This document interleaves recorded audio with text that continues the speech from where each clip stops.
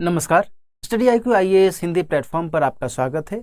आज हम लोग अंतर्राष्ट्रीय मुद्दों से संबंधित एक महत्वपूर्ण विषय पर बातचीत करेंगे। मुद्दे की बात कार्यक्रम में यह विषय जुड़ा हुआ है भारत और नाटो के बीच संबंध के बारे में। दरअसल आज ही इंडियन एक्सप्रेस अखबार में एक खबर आई है जिसके अनुसार यह जानकारी मिली है कि भारत और नाटो के बीच में एक बैठक हुई थी दिसंबर 2019 में, और उस बैठक के चलते आज का जो विषय है महत्वपूर्ण हो जाता है। क्यों? क्योंकि भारत ने हमेशा से नाटो से दूरी बनाए रखी है, लेकिन जब नाटो के साथ भारत बैठक कर रहा है तो उसका एक अलग अर्थ देखा जा सकता है। तो आज हम इसी विषय पर विस्तार से बातचीत करेंगे, भारत और नाटो के बीच के संबंध के बारे में समझेंगे और यह भी समझेंगे कि नाटो का इतिहास कैसा रहा है, क्या रहा है, और भारत ने नाटो से दूरी क्यों बनाए रखी है, और वर्तमान में जो वैश्विक गतिविधियां चल रही हैं इस संदर्भ में भारत और नाटो के बीच का जो बैठक का यह दौर रहा, इस दौर को किस रूप में देखा जाना चाहिए। तो आइए आज की चर्चा की शुरुआत करते हैं और समझते हैं सभी आयामों को। नाटो के साथ कूटनीतिक संबंध बनाएगा भारत, है ना। इसी संदर्भ में हम लोग विचार करेंगे। देखिए, दिसंबर 2019 में भारत और नाटो के बीच में वार्ता हुई थी इनफैक्ट, है ना। और उसके बाद इस वार्ता के बाद ऐसी संभावना जताई गई कि हम आगे भी वार्ता जारी रखेंगे, और ऐसी संभावना भी जताई गई कि 2020 में भी दोनों के बीच में वार्ता हुई थी, है ना। तो ये सारी जो स्थितियां हैं, ये स्थितियां क्या इंगित करती हैं, क्या दर्शाती हैं, इसी पर हमें एक एक कर समझना चाहिए। लेकिन पहले हम ये समझे कि आखिर ये जो वार्ता हुई थी दिसंबर 2019 में, इसमें क्या कहा गया था, किन विषयों पर बातचीत हुई थी, वार्ता हुई थी, और इसी के आधार पर हम आगे समझ पाएंगे। इसमें यह रहा था कि सैन्य या अन्य सहयोग से परहेज की कोशिश की जाएगी, है ना। हम किसी भी प्रकार का सैन्य सहयोग नहीं करेंगे और इससे जुड़ा हुआ कोई ऐसा सहयोग नहीं करेंगे। हम जो वार्ता करेंगे उसका जो आयाम रहेगा वो पॉलिटिकल ही रहेगा, उसकी जो सीमा रहेगी वह राजनीतिक सीमा ही रहेगी। राजनीतिक आधार पर ही, राजनीतिक सहयोग पर ही हम बातचीत करेंगे, ठीक है ना। तो परस्पर हित के क्षेत्रीय और वैश्विक मुद्दों पर ही चर्चा को महत्व दिया गया था, ठीक है। एक दूसरे के म्यूचुअल इंटरेस्ट, एक दूसरे के हित पर हम ध्यान दें, और जो भी अन्य महत्वपूर्ण मुद्दे हैं जो कि वैश्विक स्तर पर भी महत्वपूर्ण हो जाते हैं, जैसे कि आतंकवाद एक बहुत बड़ा मुद्दा माना जाता है इन मुद्दों में से, तो हम इन्हीं मुद्दों पर बातचीत करेंगे। हम किसी भी प्रकार के सैन्य सहयोग या सैन्य गठबंधन की बातचीत वार्ता में नहीं करेंगे, ठीक है। ये बातचीत का जो है टोटलिटी में सार कहा जा सकता है। आगे बातचीत करें तो नाटो, जिस संदर्भ में हम यहाँ पर नाटो की चर्चा करने वाले हैं, नाटो के बारे में जानने वाले हैं, तो इसके इतिहास को भी थोड़ा समझना जरूरी है। जब हम नाटो के इतिहास को समझेंगे तब फिर हम आज की जो स्थिति है, परिस्थिति है, इसे भी समझ पाएंगे, और ये भी समझ पाएंगे कि भारत ने नाटो के साथ जो दूरी बनाए रखी है उसका मूल कारण क्या है, और वर्तमान परिस्थितियों में भारत और नाटो के बीच में इस वार्ता के क्या आयाम देखे जा सकते हैं। तो आइए यहाँ पर देखें, थोड़ा नाटो के इतिहास को थोड़ा टटोलें। नाटो का मतलब क्या हुआ? नाटो का मतलब हुआ नॉर्थ अटलांटिक ट्रीटी ऑर्गेनाइजेशन, है ना। उत्तरी अटलांटिक संधि संगठन, इसे क्या कहा जाता है हिंदी में? उत्तरी अटलांटिक संधि संगठन। इसे नोट कर लीजिए, उत्तरी अटलांटिक संधि संगठन। इसमें कुल 30 देश हैं, है ना। 30 देश इस संगठन में शामिल हैं, जिसमें से जो 28 देश हैं वो यूरोप से हैं। यूरोप से 28 देश यूरोप से शामिल हैं। बाकी जो अन्य 2 देश हैं वो अमेरिका और कनाडा हैं, ठीक है। कुल कितने देश हैं? कुल 30 देश हैं। इसकी स्थापना कब हुई थी? इसकी स्थापना हुई थी वर्ष 1949 में। नाटो की स्थापना कब हुई है? तो वर्ष 1949 में नाटो स्थापित हुआ था। अब यह जो वर्ष है, इसके आधार पर कुछ चीजें आप समझ सकते हैं। द्वितीय विश्व युद्ध की समाप्ति होती है 1945 में। 1939 से 1945 तक द्वितीय विश्व युद्ध चलता है और 1945 में जाकर के इस विश्व युद्ध की समाप्ति हो जाती है। और जब इस विश्व युद्ध की समाप्ति हो जाती है, तब फिर दो महाशक्तियां पूरे वैश्विक लेवल पर उभरती हैं। कौन कौन सी महाशक्तियां उभरती हैं? एक अमेरिका यानी यूनाइटेड स्टेट्स ऑफ अमेरिका, ठीक है, और दूसरा है यूएसएसआर, जिसे हम लोग क्या कहते हैं? सोवियत संघ। उस समय सोवियत संघ ही था। बाद में जब सोवियत संघ का विघटन होता है 1991 में, तब फिर रूस एक अलग देश बनता है। बहरहाल ये दोनों महाशक्तियां उभरती हैं द्वितीय विश्व युद्ध के बाद। और उसके बाद क्या होता है? उसके बाद होता है एक और युद्ध, लेकिन वह युद्ध जो था वह छद्म युद्ध था। वह हथियारों का सीधा युद्ध नहीं था, है ना, डायरेक्ट मिसाइल से अटैक नहीं किए जा रहे थे, लेकिन युद्ध तो हो ही रहा था। और इस युद्ध को क्या नाम दिया गया? तो शीत युद्ध इसे नाम दिया गया था, कोल्ड वॉर नाम दिया गया था, है ना। यह घटनाक्रम है 1945 के बाद। 1945 से लेकर करके 1991 तक, जब तक कि सोवियत संघ का विघटन नहीं हुआ, तब तक शीत युद्ध का यह जो दौर था, उतार चढ़ाव भरा रहा था। इसी शीत युद्ध के दौरान कई संगठनों का जन्म हुआ और उन्हीं में से एक महत्वपूर्ण संगठन है NATO, North Atlantic Treaty Organization. Clear? तो ये जो नॉर्थ अटलांटिक ट्रीटी ऑर्गेनाइजेशन है, इस ऑर्गेनाइजेशन का जो महत्वपूर्ण ऑब्जेक्टिव था, ये था कि इस संगठन में शामिल जितने भी देश हैं, ये सभी देश एक दूसरे के साथ मिलकर खड़े रहेंगे, एकजुटता दर्शाएंगे, और कभी भी कोई भी अन्य देश इन 30 देशों में से किसी भी एक पर हमला करेगा तो ये सभी मिलकर के उसका जवाब देंगे। ये ध्यान रखिएगा, ये बहुत महत्वपूर्ण इसमें प्रोविजन था कि इन 30 देशों में से या इन देशों में से किसी भी एक पर कोई भी देश हमला करता है तो ये सभी देश मिलकर करके उस देश के अगेंस्ट में जवाबी कार्रवाई करेंगे, सैन्य कार्रवाई करेंगे। और यह जो संगठन है, यह संगठन एक सैन्य संगठन के तौर पर सामने आया था। ये ध्यान रखना कि नाटो जो है एक सैन्य संगठन, एक मिलिट्री ऑर्गेनाइजेशन के तौर पर सामने आया था।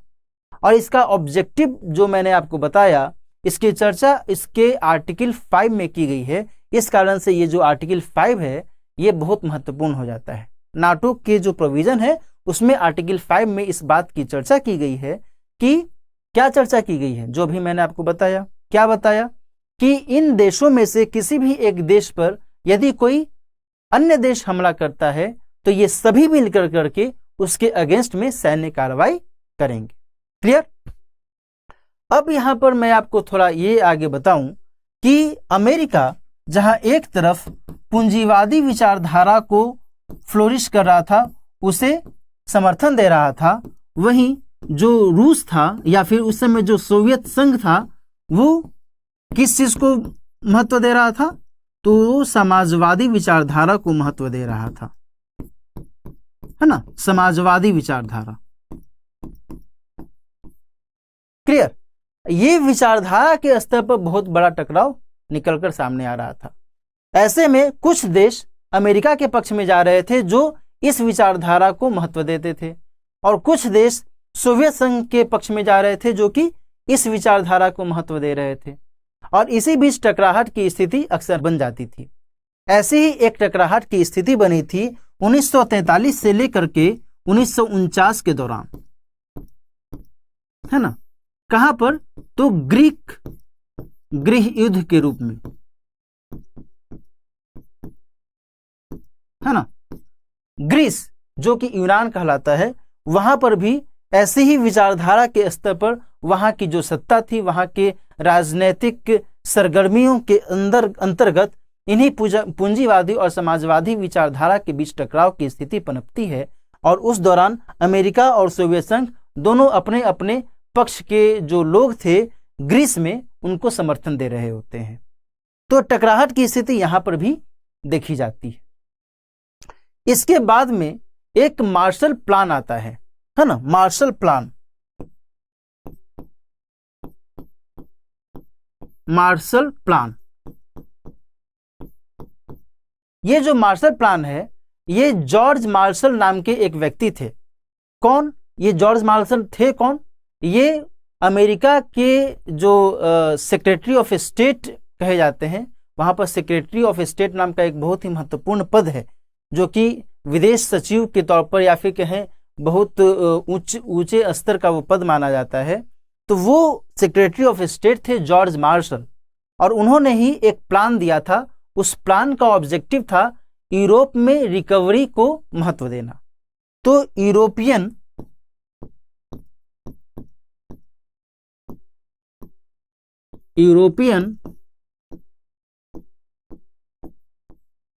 रिकवरी प्लान, ठीक है। तो अमेरिका के जो उस समय तत्कालीन राष्ट्रपति थे हैरिस एस ट्रूमैन, उन्हीं के सेक्रेटरी ऑफ स्टेट थे कौन? तो मार्शल, जॉर्ज मार्शल। इन्होंने ही एक प्लान दिया जिसका नाम था यूरोपियन रिकवरी प्लान। इसका ऑब्जेक्टिव ये था कि जो यूरोप के देश हैं उन्हें सहयोग दिया जाए, आर्थिक सहयोग दिया जाए और उन्हें मदद की जाए इस तरीके से ताकि वो सही तरीके से वो अपना विकास कर सके। क्योंकि द्वितीय विश्व युद्ध के बाद की जो स्थिति पनपी थी वह स्थिति बहुत ही आर्थिक तौर पर तंगी वाली स्थिति थी, और इस कारण से अमेरिका चूंकि एक विश्व शक्ति के तौर पर उभर रहा था तो वह चाह रहा था कि उसके प्रभाव में ये सभी देश आए, यूरोप के ये सभी देश उसके प्रभाव में आए और इस तरीके से वह अपना प्रभाव और विस्तारित करे। तो इसी कंटेक्स्ट में यहाँ पर यूरोपियन रिकवरी प्लान लाया गया था। लेकिन जो सोवियत संघ था उसने इस प्लान का विरोध किया था। ये सब कहानी किसके संदर्भ में मैं आपको बता रहा हूं? तो नाटो के इतिहास के संदर्भ में। क्योंकि जब हम नाटो के इतिहास को समझ लेंगे तो फिर हम आज की जो परिस्थिति पनप रही है भारत और नाटो के बीच में इसको भी समझ पाएंगे। और इसी इतिहास में यह भी छिपा हुआ है कि भारत ने नाटो से दूरी क्यों बनाए रखी है ना। इसलिए ये विस्तार से मैं थोड़ा बता भी रहा हूं। तो मार्शल प्लान के बाद जब ये रिकवरी प्लान लाया गया और सोवियत संघ ने इसका विरोध किया तो फिर धीरे धीरे जो स्थिति थी और तनावपूर्ण होती चली गई। और इस बीच एक ब्रुसेल्स संधि होती है जिसमें कुछ यूरोपीय देश मिलकर करके एक दूसरे के सहयोग की बात करते हैं, और इसके बाद एक वैंडेनबर्ग रिजोल्यूशन पेश किया जाता है अमेरिका के अंतर्गत, और वहां पर उस रिजोल्यूशन के बाद फिर नाटो का जो अस्तित्व है वह सामने आता है और अमेरिका भी उसमें शामिल हो जाता है, ठीक है। और इस तरीके से नाटो के रूप में, नॉर्थ अटलांटिक ट्रीटी ऑर्गेनाइजेशन के रूप में एक सैन्य संगठन का निर्माण होता है जिसका ध्येय था कि हम म्यूचुअल इंटरेस्ट के लिए काम करेंगे, हम कॉमन इंटरेस्ट, साझा हित के लिए हम काम करेंगे, और हम अपनी सुरक्षा खुद से इस तरीके से करेंगे कि हमारे ऊपर कोई भी थर्ड कंट्री आक्रमण करेगा तो हम उसका बेहतर जवाब दे सकते हैं, मजबूती के साथ जवाब दे सकते हैं। ये सारी स्थितियां वहां पर निकलकर सामने आ रही थी जबकि नाटो का जन्म हो रहा था 1949 में। यहां पर ध्यान रखिएगा कि भारत ने 1947 में आजादी पाई थी और इस संगठन का निर्माण कब हुआ है? 1949 में। मात्र भारत की आजादी के 2 साल बाद ही इस सैन्य संगठन का निर्माण हुआ है कि नहीं? तो भारत को ऐसा लगा कि भाई अभी तो हम धीरे धीरे विकास करना शुरू ही हुए हैं, अभी तो हम विकास की गाड़ी को धीरे धीरे आगे बढ़ाना ही शुरू किए हैं। अब ऐसे में ये जो शीत युद्ध चल रहा है इन दोनों के बीच में, ऐसे में हमारी क्या स्थिति रहेगी, हम किस तरीके से अपना विकास कर पाएंगे जब हम इन्हीं के साथ में मिलकर करके और हम कुछ कर ही नहीं पाएंगे ऐसे में, है ना।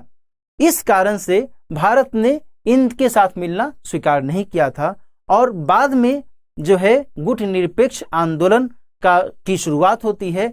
भारत उस गुट निरपेक्ष आंदोलन का बहुत बड़ा अगुवा बन जाता है ना। तो इस संदर्भ में यहाँ पर हमें समझने की जरूरत है कि भारत ने इस सैन्य संगठन में शामिल होने से इनकार कर दिया था, क्योंकि भारत को अपना हित देखना था, है ना। और अंतर्राष्ट्रीय परिप्रेक्ष्य में हमेशा ये ध्यान रखिएगा कि अपना हित, नेशनल इंटरेस्ट, राष्ट्र हित सबसे अधिक महत्वपूर्ण हो जाता है, ठीक है ना। तो ये सारी स्थितियां यहां पर निकलकर सामने आती हैं। यहां पर ये ध्यान रखिएगा कि अमेरिका और अमेरिका के साथ जो अन्य देश थे वो तुर्की को भी अपने पाले में कर चुके थे। तुर्की भी नाटो में शामिल हो चुका था, और नाटो में जब तुर्की शामिल हो चुका था तो फिर ये जो बॉस्फोरस संधि है और ये जो डार्डेनल्स संधि है, इनके साथ में, और यहाँ पर आप देख रहे हैं काला सागर, इधर से जो सोवियत संघ था उसका संपर्क इसके माध्यम से, इन संधियों के, इस जल संधि के माध्यम से व्यापारिक रूट से हो सकता था। तो तुर्की को जब नाटो में शामिल कर लिया गया तो तुर्की एक बहुत बड़ा चेक बन गया यहाँ पर रूस के अगेंस्ट में, सोवियत संघ के अगेंस्ट में, है ना। तो आप समझ सकते हैं कि किस तरीके से सोवियत संघ को, तत्कालीन सोवियत संघ को प्रभावित करने की कोशिश की गई थी उस समय जब नाटो का निर्माण हुआ था। तब एक और बात मैं आपको बता दूं कि सोवियत संघ ने पहले भी और बाद में भी, आज भी जो रूस है उसका यह दावा रहता है कि अमेरिका चाहता है कि हम नाटो का विस्तार करें पश्चिम की ओर, पूरब की ओर, क्योंकि अमेरिका के पूरब में ही तो है ना। तो अमेरिका के कंटेक्स्ट में रूस का ये दावा रहता है, और सोवियत संघ ने भी अपनी बातें पहले इस तरीके से की थी कि अमेरिका चाहता है कि नाटो का हम अधिक से अधिक विस्तार करें। लेकिन नाटो के कुछ ऐसे भी सदस्य हैं जो कि यूरोप से ताल्लुक रखते हैं, उनका ये कहना होता है कि रूस का ये दावा सिरे से हम खारिज करते हैं, और उनका ये कहना होता है कि अमेरिका पश्चिमीकरण की ओर नहीं काम कर रहा है, बल्कि हम अमेरिका के साथ और अधिक विस्तार के साथ आगे बढ़ना चाहते हैं, हम अमेरिका के साथ मिलकर के काम करना चाहते हैं। और ये जो देश हैं ये टोटल 9 देश हैं, और इन्हें बुखारेस्ट 9 के नाम से जाना जाता है। यहाँ ध्यान रखिएगा कि बुखारेस्ट 9 देशों का, 9 यूरोपीय देशों का एक संगठन है जिनका ये मानना है कि अमेरिका नाटो का विस्तार नहीं कर रहा है, बल्कि हम जो है अमेरिका के साथ विस्तार के साथ पेश आना चाहते हैं, हम उसके साथ सहयोग करना चाहते हैं। और इस लिहाज से रूस जो क्लेम करता है कि अमेरिका नाटो का विस्तार कर रहा है और पूर्वी यूरोप में अपना प्रसार करना चाहता है, यह गलत है।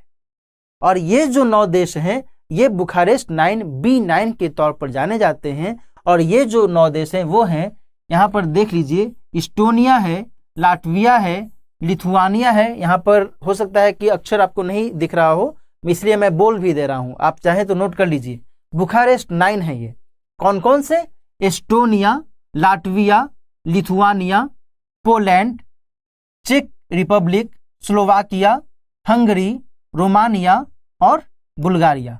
तो 1 2 3 4 5 6 7 8 और 9, ठीक है। ये 9 देश हैं जो कि बुखारेस्ट 9 के अंतर्गत जाने जाते हैं। इनके अलावा 3 अन्य देश भी यहाँ पर आप देख रहे होंगे, एक है ऑस्ट्रिया, एक है स्लोवेनिया और एक है क्रोएशिया। तो ये जो 3 देश हैं ये 3 देश अलग हैं, ठीक है। इन्हें 3 C's के रूप में जाना जाता है, ठीक है। और यदि हम इन सभी को मिला दें तो ये टोटल 12 हो जाएंगे। लेकिन बुखारेस्ट 9 में ये 9 देश हैं। फिर से मैं बोल देता हूं, एस्टोनिया, लाटविया, लिथुआनिया, पोलैंड, चेक रिपब्लिक, स्लोवाकिया, हंगरी और रोमानिया, बुल्गारिया, ठीक है ना। ये 9 देश हैं जो कि बुखारेस्ट 9 के अंतर्गत जाने जाते हैं और ये रूस के दावे को खारिज करते हैं, ठीक है। तो आप इस तरीके से समझ सकते हैं कि जो नाटो है, नाटो ने अपना अस्तित्व किस तरीके से आगे बढ़ाया और वर्तमान में भी वो किस तरीके से अपना प्रभाव प्रसारित करने की कोशिश कर रहा है। बीते दिनों रूस और यूक्रेन के बीच में जो युद्ध की स्थिति देखी गई, उसका एक बहुत बड़ा कारक, बहुत बड़ा फैक्टर नाटो ही है ना। क्योंकि जो यूक्रेन है, यूक्रेन चाहता है कि वो नाटो में शामिल हो, और रूस की धमकी रही यूक्रेन को कि आपको नाटो में शामिल हम नहीं होने देंगे। है ना। तो ये सारी स्थितियां यहाँ पर निकलकर सामने आती हैं वैश्विक स्तर पर। और इस बीच जब ये खबर आती है कि भारत जो है नाटो के साथ में बैठक कर रहा है, तो निश्चित तौर पर यह विस्मय करने वाला है ना। अब इसके कई सारे मायने निकाले जा सकते हैं। आइए हम इस पर आगे बातचीत करते हैं, एक एक चीज को समझते हैं। जब हम भारत और नाटो के संबंध पर बातचीत करते हैं तो यहां पर कई सारे फैक्टर्स उभरते हैं। पहला फैक्टर है रूस फैक्टर, जो कि अपने आप में एक बहुत महत्वपूर्ण फैक्टर है। रूस फैक्टर क्यों ये महत्वपूर्ण फैक्टर है, अब तक आप समझ गए होंगे। जो हमने इतिहास पढ़ा अभी नाटो का, उसमें क्या देखा कि सोवियत संघ और अमेरिका के बीच में लड़ाई होती है, शीत युद्ध का दौर चलता है। सोवियत संघ के प्रभाव को कम करने के लिए, समाप्त करने के लिए नाटो का जन्म होता है। भारत और रूस दोनों एक दूसरे के साथ सहयोगी रवैया अपनाते रहे हैं शुरू से ही, भारत की आजादी के बाद से ही। ऐसे में भारत के लिए यह विचारणीय हो जाता है कि वह किसका साथ दे, नाटो का साथ दे, रूस का साथ दे, अमेरिका का साथ दे, क्या करे, है ना। तो भारत यदि कल को आने वाले समय में यदि भारत यह विचार भी करता है कि वह नाटो के साथ में किसी भी प्रकार का केवल राजनैतिक सहयोग ही क्यों न करे, तो ऐसी स्थिति में भी रूस फैक्टर यहां पर महत्वपूर्ण रोल निभाता है कि नहीं। और मैंने आपको अभी इतिहास जब अभी थोड़ा सा बताया, नाटो के इतिहास के बारे में जब जानकारी दी, तो मैंने ये भी आपको बताया कि भारत गुटनिरपेक्ष आंदोलन में शामिल हुआ था 1961 में, है ना। भारत कतई जो है स्वीकार नहीं करना चाहता था कि वह किसी भी प्रकार के सैन्य गुटबंदी में फंसे। और नाटो क्या है, नाटो एक सैन्य गुटबंदी का नतीजा है ना, क्योंकि नाटो चाहता है कि वह सोवियत संघ और उसके प्रभाव को निस्तेनाबूद कर दे। ऐसे में भारत यदि आज के समय में नाटो के साथ किसी भी प्रकार का सहयोग करता है, तो भारत की जो अपनी विचारधारा है, अपनी स्थिति है, उसके संदर्भ में भारत को विचार करना पड़ जाएगा कि हम इसमें किस तरीके से परिवर्तन लाए। लेकिन मेरा ये कहना है कि अंतर्राष्ट्रीय परिप्रेक्ष्य में कई सारी चीजें बदलते रहती हैं, कोई भी चीज हमेशा स्टैटिक नहीं रहती है, इसमें कुछ न कुछ डायनेमिक चेंज होता रहता है। इसका कारण यही है कि समय और परिस्थिति के हिसाब से जो हित हैं, जो इंटरेस्ट हैं, उनमें भी बदलाव आने चाहिए और आते ही हैं। बहरहाल यहां पर हम आगे बात करें चीन फैक्टर की, तो चीन फैक्टर भी एक बहुत ही महत्वपूर्ण फैक्टर के तौर पर सामने आता है। यहां ध्यान रखिएगा कि 1945 में ही किसकी स्थापना हुई है, संयुक्त राष्ट्र की।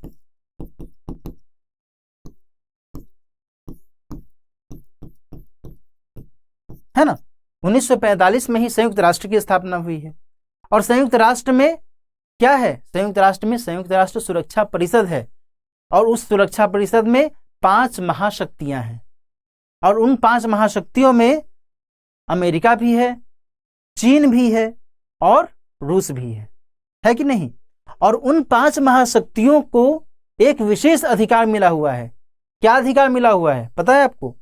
Veto power. Veto power in 5 महाशक्तियों को मिला हुआ है कि किसी भी विषय पर कोई भी एक देश, इन 5 में से कोई भी एक देश यदि वीटो का यूज कर देता है, तो वह जो प्रस्ताव है खारिज हो जाता है, समाप्त हो जाता है कि नहीं। अब ऐसी स्थिति में हमें यह समझने की जरूरत है कि जब नाटो की स्थापना की गई थी, तो उस समय भी अमेरिका के मन में यह बात तो रही ही होगी कि हम सोवियत संघ है, वह तो सुरक्षा परिषद में हमें यह कर सकता है, वीटो करके हमारे प्रभाव को समाप्त कर सकता है।